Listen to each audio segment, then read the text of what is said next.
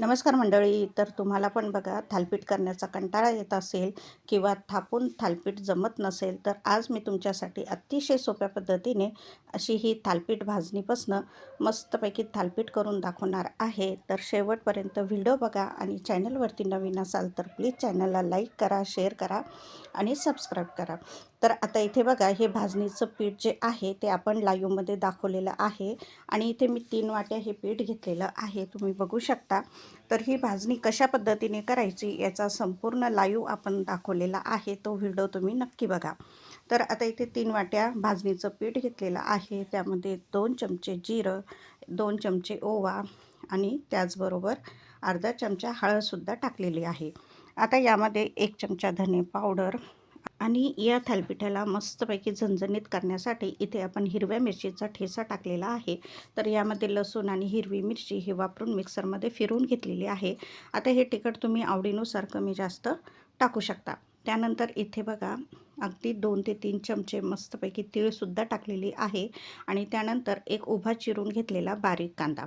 तर अशा पद्धतीने असा हा कांदा छान मस्तपैकी मोकळा करून आपल्याला ह्या थालीपीठामध्ये टाकायचा आहे. त्याचबरोबर भरपूर कोथिंबीरसुद्धा टाकलेली आहे.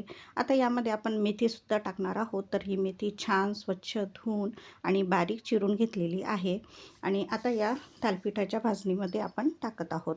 आता इथे चवीनुसार आपल्याला मीठसुद्धा टाकायचं आहे आणि मीठ टाकून झालं की त्यानंतर आपण अगदी हे जे बॅटर आहे पाणी टाकून छान असं पातळ करून घ्यायचं आहे.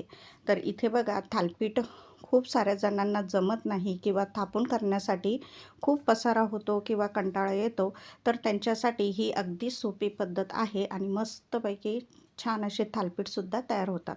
तर इथे बघा मस्तपैकी असं पातळ बॅटर आपल्याला तयार करून घ्यायचं आहे. अगदी गरजेनुसार पाणी टाकून या पद्धतीने आपल्याला हे बॅटर तयार करायचं आहे. तर तुम्ही इथे बघू शकता मस्तपैकी असं हे बॅटर आपलं झालेलं आहे.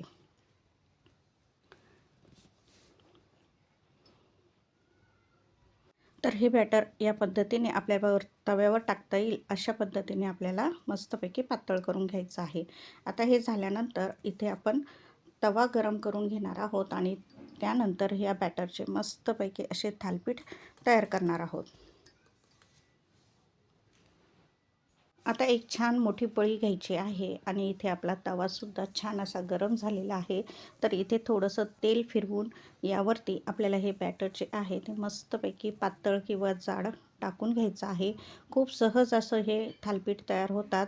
अगदी जास्त पसारासुद्धा होत नाही आणि अगदी झटपटसुद्धा तयार होतात.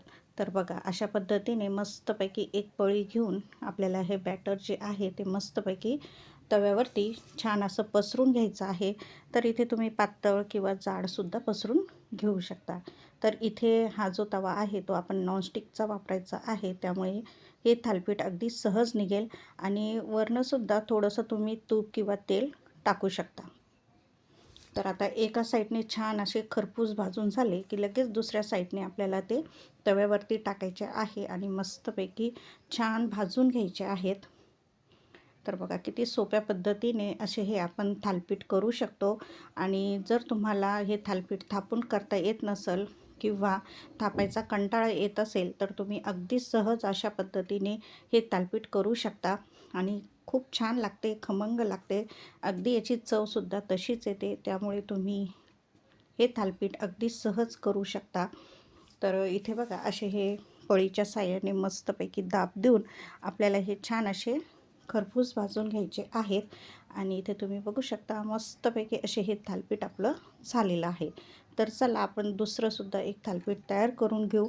त्याच तव्यावरती आपल्याला छान असा तेलाचा ब्रश फिरवून घ्यायचा आहे. तर प्रत्येक वेळेस आपण थालीपीठ ज्यावेळेस करू त्यावेळेस आपल्याला तेल टाकायचं आहे. तर आता इथे आपण परत ब्रशच्या साहाय्याने किंवा तुम्ही चमच्याच्या साहाय्याने सुद्धा तव्यावरती तेल फिरवून घेऊ शकता. आणि आता याचंसुद्धा मस्तपैकी आपण थालीपीठ तयार करत आहोत. तर बघा अगदी आकाराने छोटं असो किंवा मोठं असो हे तुमच्या आवडीनुसार तुम्ही करून घ्या. त्याचबरोबर मेथी आपण यामध्ये टाकलेली आहे, तर खूप छान लागते. तर मेथीच्या ऐवजी तुम्ही पालकसुद्धा यामध्ये टाकू शकता. तर बघा अशा पद्धतीने अगदी सोप्या आणि सहज आपण हे थालीपीठ करू शकतो.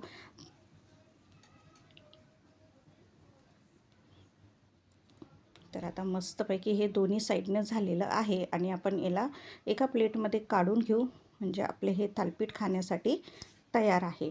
तर आता एका प्लेटमध्ये हे तुम्हाला मी सर्वसुद्धा करून दाखवते. तर इथे बघा असे खमंग मस्तपैकी भाजणीचे थालीपीठ तयार झालेले आहेत आणि यासोबत तुम्ही शेंगदाण्याची चटणी, खोबऱ्याची चटणी किंवा ठेचासुद्धा देऊ शकता.